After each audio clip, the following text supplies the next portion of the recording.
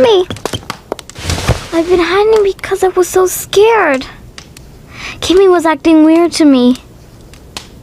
And that man upstairs, too. She...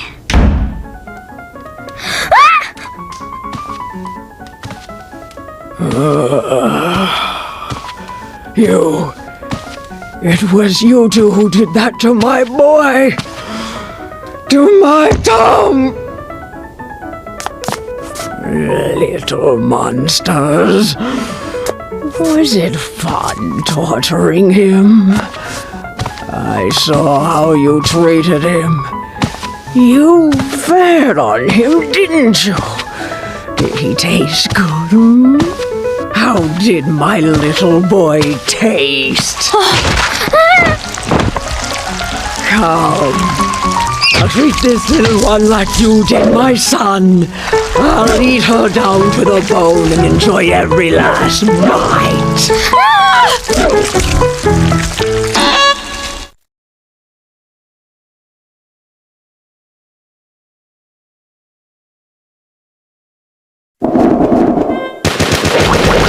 I tried to impress my own dreams and ambitions on you. Please forgive me.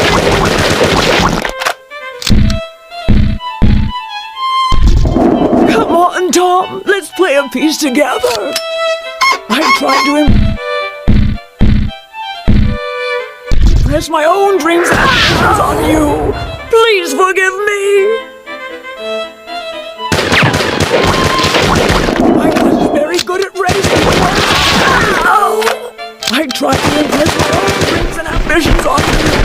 Please forgive me. Tom, can you hear me? I tried to impress my own dreams and ambitions on you. Please forgive me. I wasn't very good at raising you, was I? I bought the style of piano you always wanted. Tom, can you hear me? I wasn't very good at raising you, was I? Come on, Tom, let's play a piece together. I tried to impress my own dreams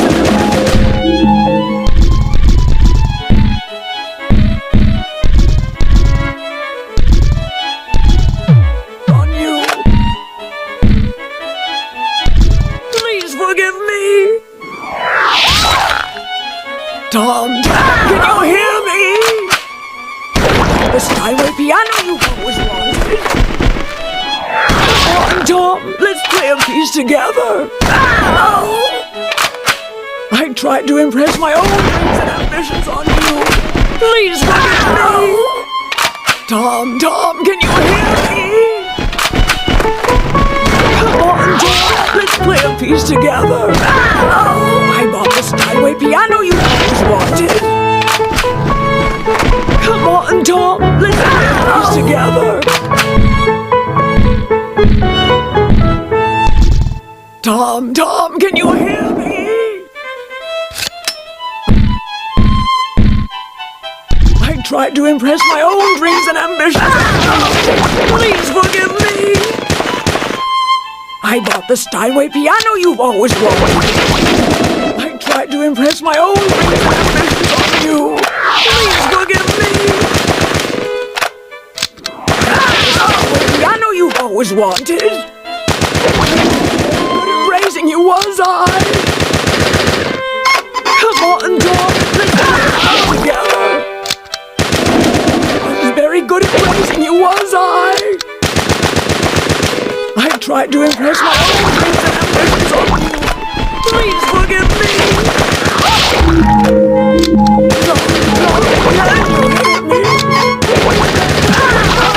I bought the Steinway piano you always wanted. I was very good at raising Tom, can you hear me? I bought the Steinway piano you've always wanted. I tried to impress my own dreams and ambitions on you. Please forgive me. The piano you've always wanted. Tom,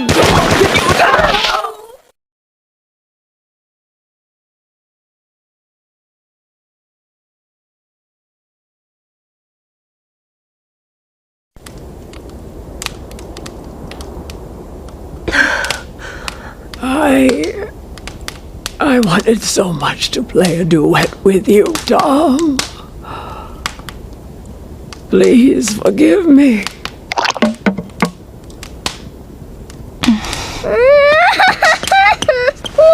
Laura, I'm so scared. That's what Kimmy did. She wasn't a monster, but I went upstairs because the door was open, and I saw Kimmy, and she was doing mean things to that man. And then Kimmy saw me, and she started chasing me too.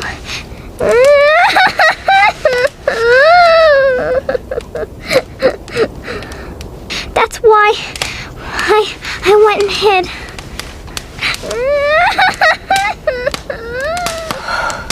So that's what's been happening. Oh, God. I don't remember anything, but if Janny says so, I must have... Laura, I'm gonna find Parker and be with him. I'm not alone anymore. I'm not afraid of the loneliness. No. Not anymore. Yeah. I wish I hadn't lived to do these things. But until just a few days ago, I had nothing to even regret losing. If I could go back in time and see myself the way I was, I would give her a hard slap across the face. Then I'd take her to meet you and Parker. And I would tell her, these are your friends, starting today.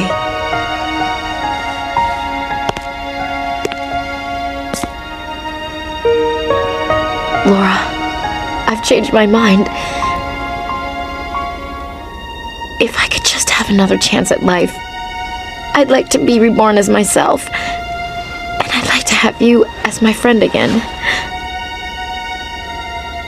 Promise? Would you be?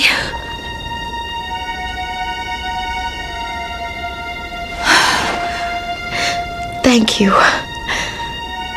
Thank you. I'm going now. Don't turn around, please. Please.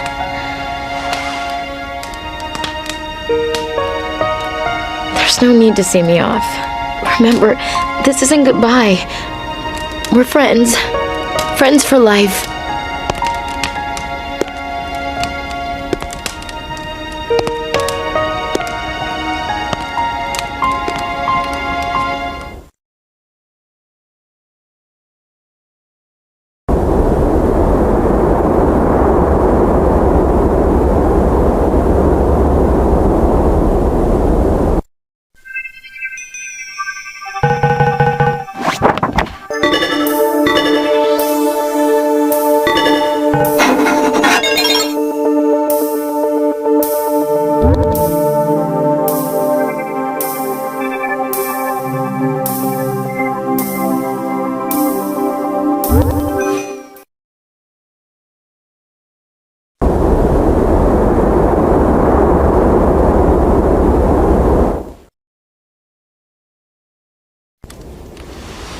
I don't know what to do.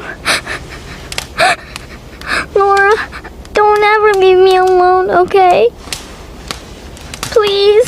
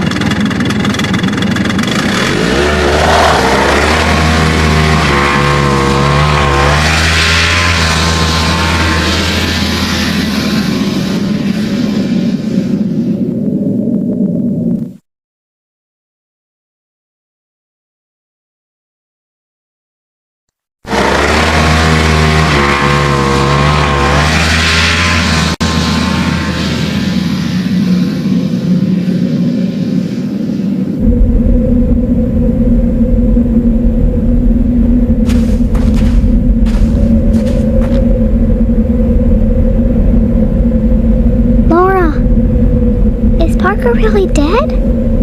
I heard everyone talking. Look! It's Parker!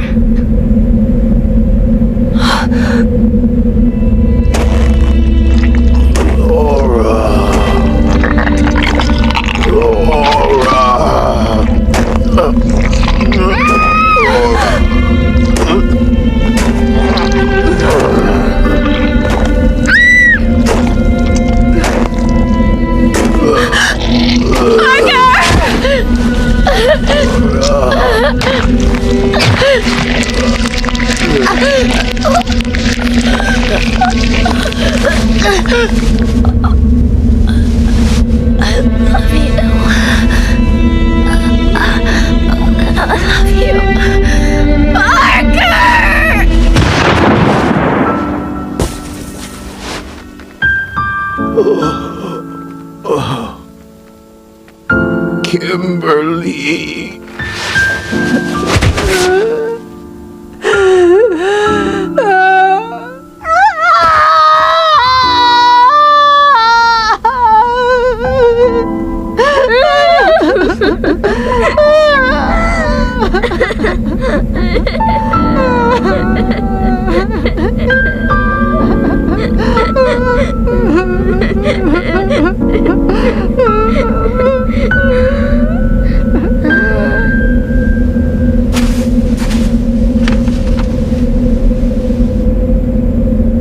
First there was light, and what lay between the stars was called Courting darkness. Adrift even from sorrow, the survivors turned letters from the sun to ashes. Courting darkness. From the inkwell of their veins, the survivors took to weaving words of abomination. The words spoke not of the heart. The words instead armored the soul. And the survivors made a fortress of their folly. On the first day, they made fire to burn the sky. On the second day, they made fire to burn the sea. On the third day, they made fire to burn the earth. On the fourth day, they made fire to burn the stars. On the fifth day, there was nothing. On the sixth day, there was emptiness. So I count the roses. And on the seventh day, you appeared. You unchained the cage of things forbidden, and the darkness began to change. Strength began to course, and the strength begat power. You swept a boat out into the swelling river, and guided me across on a link of thoughts, heedless of the water's fearful source, severed from the markers of time. The smothering solitude thawed in your light, and became a rising tree on a forgiving hill. The tree begat a forest, and the forest called forth winged creatures that traced the contour of a heart as they flew, reconstructing brightness long since forgotten. They overflow, fall from the sky, murmuring their light, crystallize. In the verdance of the trees, gather what falls from the sky, you cried. Fly, you cried. Fly, you cried. Fly, you cried.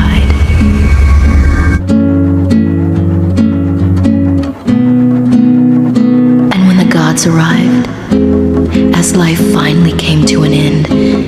As it started, they saw boundless joy, and they knew it was your doing. What you guarded in their stead is the brightness that shines within. What you guarded in their stead, I shall call love. And understand at last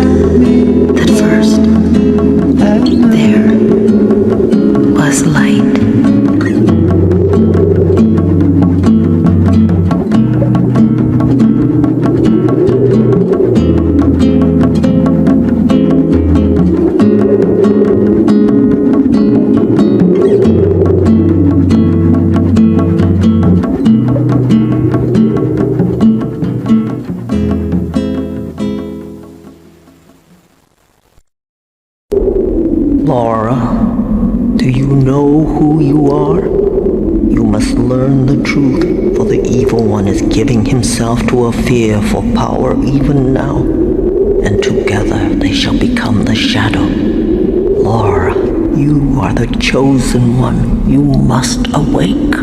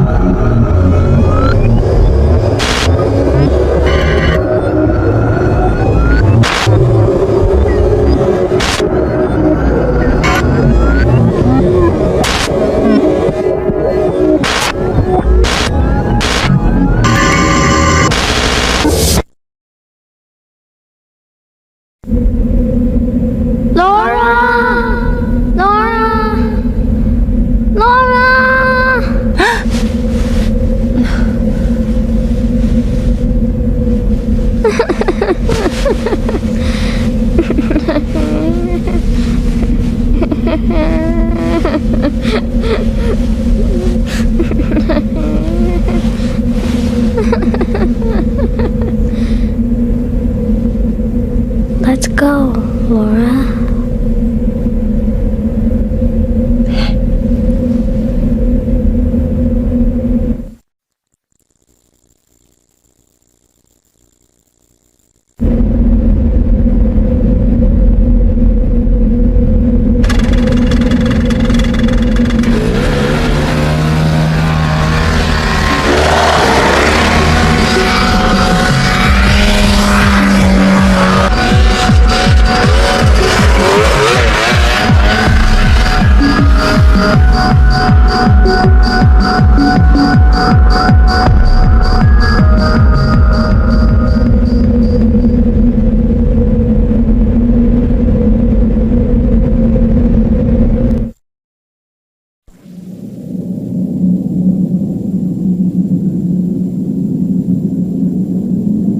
Laura, listen to me. I can't hold on much longer. I'm not gonna make it. Not with this injury. Don't look at me like that. It's okay, Laura. I'm not afraid of dying now. Laura, I want you to do something for me. Leave me here and go. You've got to stay alive. And there's nothing more I can do. I'm all... Please, Laura, don't look so sad. You have no idea how happy I've been spending my last days with you. You kept me going. And that's why, more than anything else in the world, I want you to survive. The moment I saw you on that plane, I knew I had to keep you safe. I don't know why, but I just knew I had to. That's why you've got to survive. All I can offer now is to leave you with a smile. I wish I had something you could take with you. But I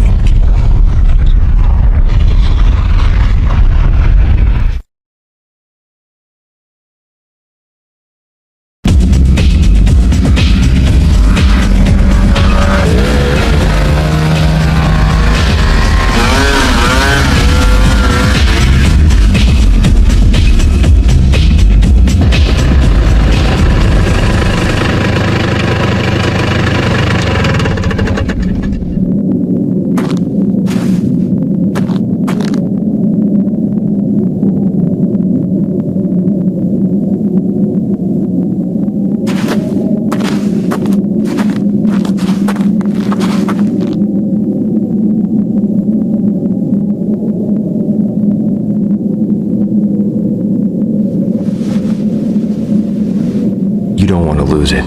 It's a precious gift from your mother, Laura.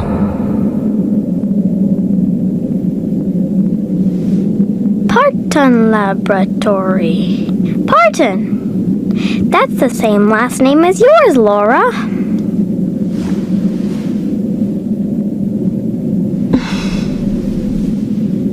This is the Lucy Parton Laboratory. The entire facility has been shut down. Only authorized personnel are permitted access. This is the Lucy Parton Laboratory. The entire facility has been shut down. Only authorized personnel are permitted access. Please state your name. Please state your name. This is Laura. Laura Parton.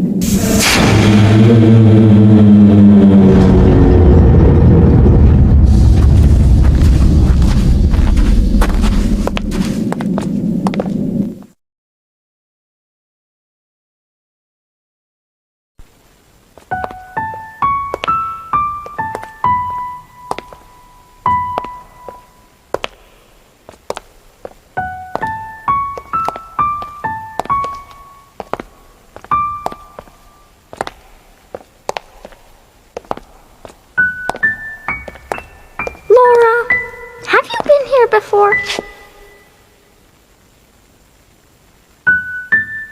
It's freezing in here. I'm a little cold.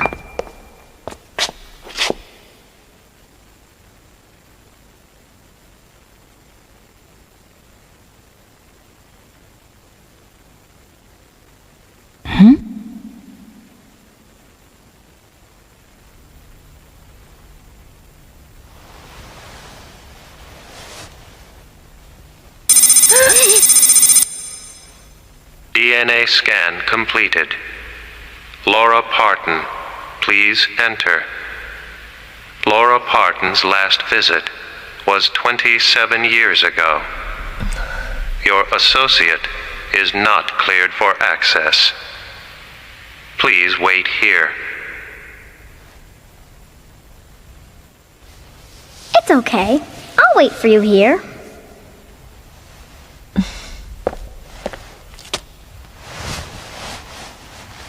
I know you'll come back. I'll wait for you.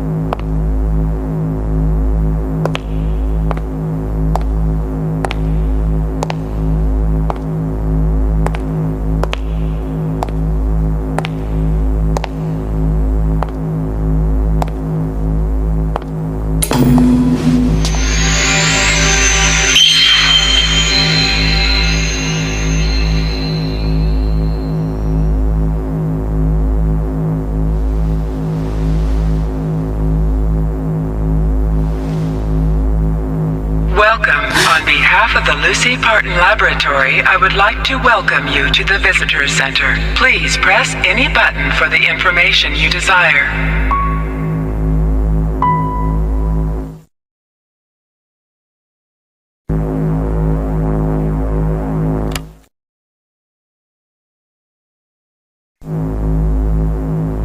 This facility houses the Lucy Parton Laboratory of the LPL Corporation and includes the Research and Development Division. The facility, which was moved here to Ultramarine City in 1971, consists of 4 separate wings. The Visitor Center, which also serves as the showroom. The main laboratory, where the actual research is conducted. The Parton Tower Office Complex, and the library, where all data is archived.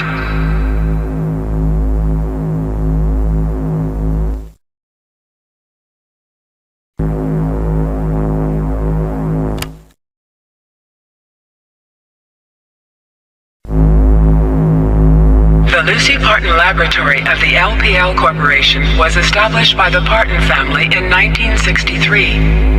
The primary objective of establishing this facility was to continue the research work in molecular biology and genetic engineering, particularly the field of cloning technology, initiated by then Chief Executive of the LPL Corporation and Director of Research, Dr. Lucy Parton.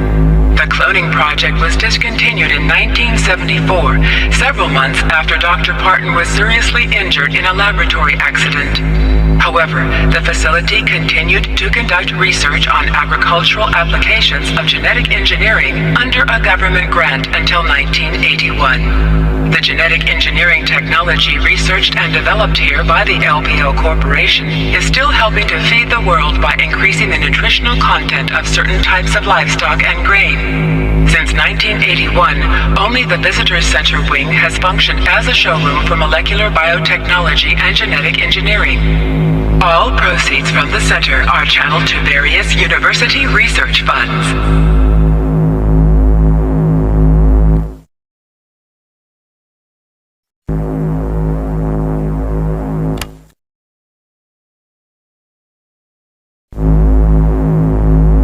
Dr. Lucy Parton, Chief Executive of LPL Corporation and Director of the Lucy Parton Laboratory, was born in 1932 in Chicago, Illinois. After a brilliant and much accelerated academic career, she and her father, the well-known entrepreneur and former LPL chairman Roy Parton, founded the Lucy Parton Laboratory in 1957, an institute dedicated to research in molecular biology, particularly the then fledgling field of genetic engineering. Lucy Parton is especially well known for her work on mammoth cell cloning, a project that began in 1963 with the discovery of a perfectly preserved woolly mammoth found in the subarctic permafrost. Dr. Parton also left lasting marks in other fields, such as medicine and agriculture, before her life and work were cut short in 1973 by a research-related accident.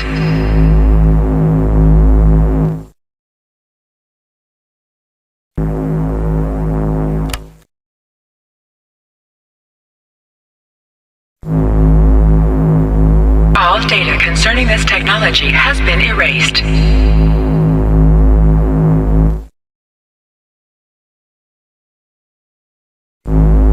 Laura Parton, a level D+ key has been issued in your name. You may access the main laboratory.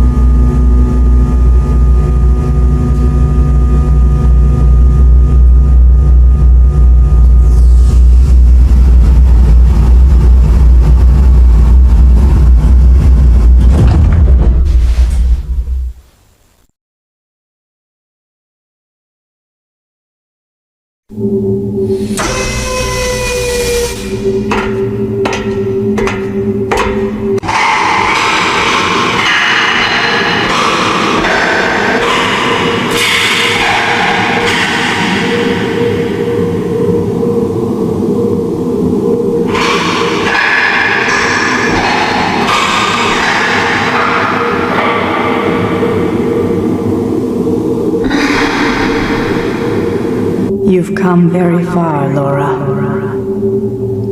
I am Lucy, your mother. I've been waiting for you. Laura, I'm right here.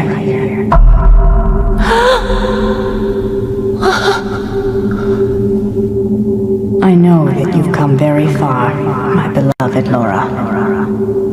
It all began 38 years ago with a genetic memory asleep in a wall of Arctic ice.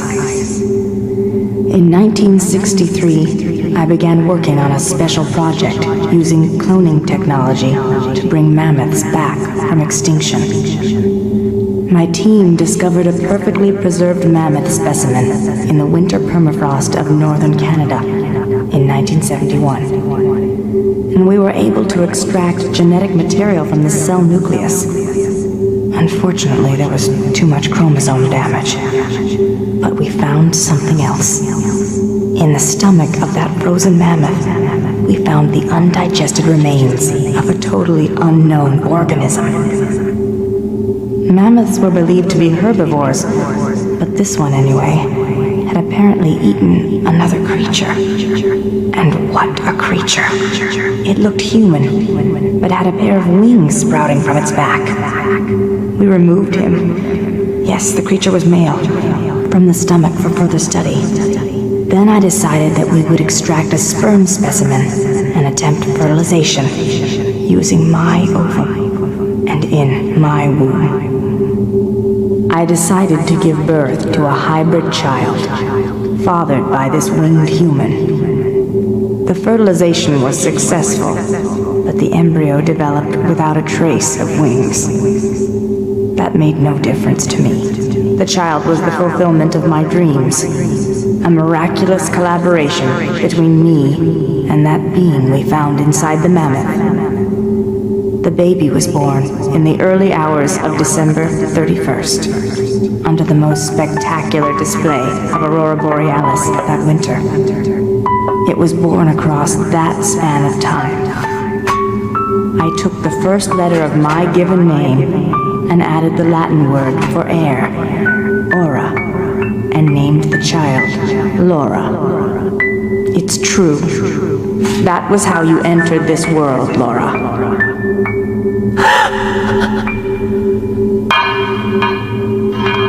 When I was in labor with you, I had a vision. Something akin to the will of the cosmos spoke to me and described something important. That a powerful spirit had appeared in the space-time continuum and was on its way to Earth from the far reaches of space, and that it would arrive on Earth when my child had become a grown woman. At that moment, for the first time, I felt the enormity, even the sin, of what I had done. But at the same time, I saw in you the hands of fate. Then, 7 days later, my own life ended. But others at this institute and the government wanted to repeat the experiment. They wanted to bring those winged human beings of prehistoric times back to life. They transferred my mind and will to this, to Xylo. But without a compatible ova or a willing surrogate in which to bring the embryo to term, their efforts ended in failure. Look.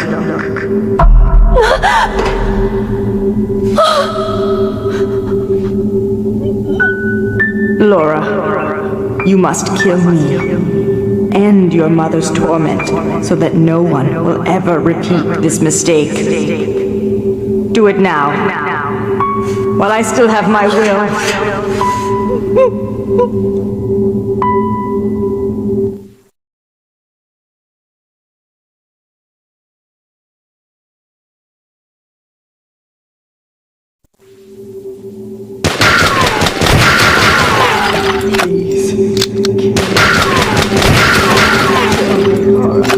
Laura, please.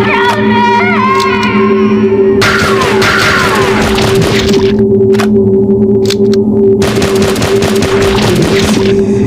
me.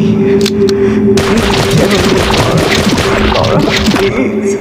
Please, kill me. Kill me. Kill me. Kill me. Kill me. Kill me. Kill me. Kill me.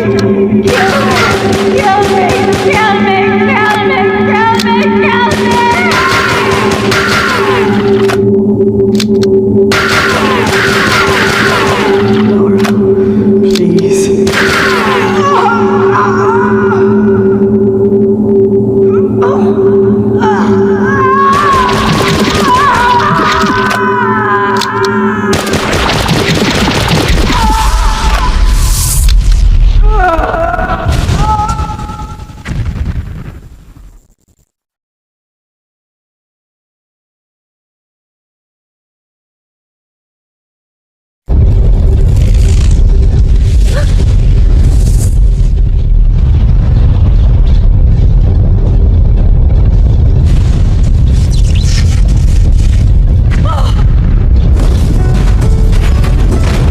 Thank you, Laura.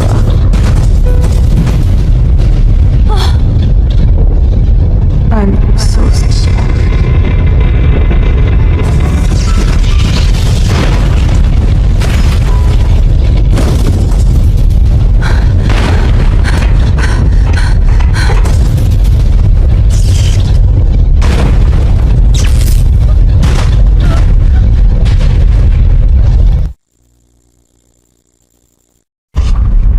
I shall be known as Death, the final destroyer, the great shadow. 'Tis for the coming fall. Do I wait? I shall be known as Death, the final destroyer, the great shadow. 'Tis for the coming fall. Do I wait?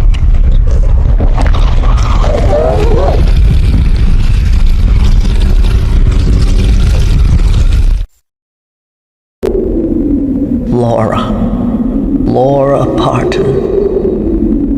The evil one has joined himself to a fearful power and has been remade. The evil one knows you, my child, and shall seek you out. Go forward, Laura. You must not stop, no matter what.